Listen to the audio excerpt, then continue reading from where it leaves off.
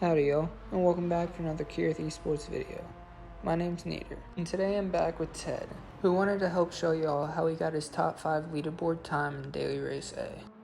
He's been battling all week to keep his leaderboard time, moving up from like 6th to 5th to 10th, but he's back in 5th, and this is the time that's got him there. So one more thing before we get started, if y'all don't mind hitting that like and subscribe button, it's greatly appreciated and truly helps out the channel so much. But without further ado, let's get right into this track guide. This is my flying lap of Sardegna Windmills, Daily Race A, which is currently a 5th place time. Coming into the first corner, you want to be nice and tight to that apex, while then coming over the bump, flicking it back across the track towards the next apex, but then not flicking it so hard that you get heaps of angle, but then not too soft that you just straighten up and understeer off to the other side of the track, because then you want to drift nicely through this corner without hitting the apex too hard. Otherwise, there's a bump there that will pop your front end up and it will wash you too wide, and you'll understeer and hit the outside wall and lose a bit of time, because you want to stay right to the left side of the track through here and then chuck it right back across and be able to straight line through here without drifting, because this is probably, especially that being able to go straight through there, you're going to lose or gain a lot of time through there, especially those first couple corners. Through here, flick it right out to the outside in 4, straight up as early as possible. This is also a crucial time saving area. If you can manage to get a really good exit here, carry a lot of speed up through here, stay in 4th the whole time. Then as you're coming up to this bump here, as you go over the bump, just like in the first corner, ever so slightly flicking it to the other side of the track while you're midair, so you're rotating your car midair, and then just as you land, riding the left foot brake while you're still fully on throttle, being really nice and close to that apex, and then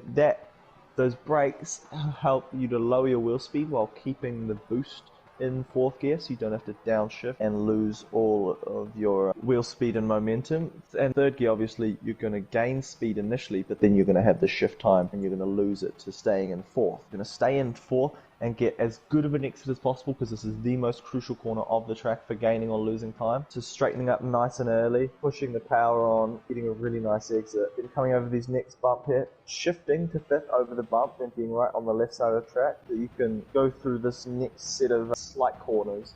with as little steering input as possible. Coming up to the next corner, you want to start braking at the GoPro side, then once you're sideways enough and downshifting into 3rd,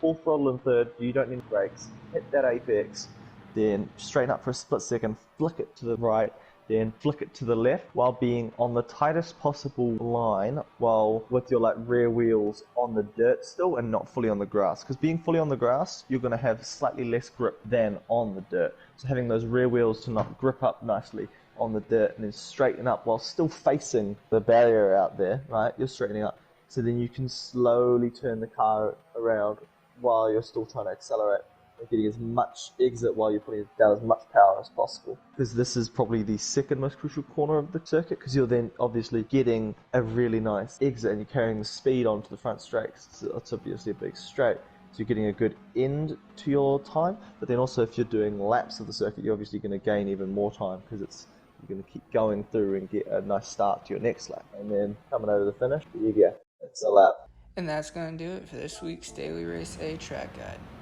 Big thanks again for Ted coming out and helping me with this track guide, as he had a super fast time and he was more than willing to come out and help.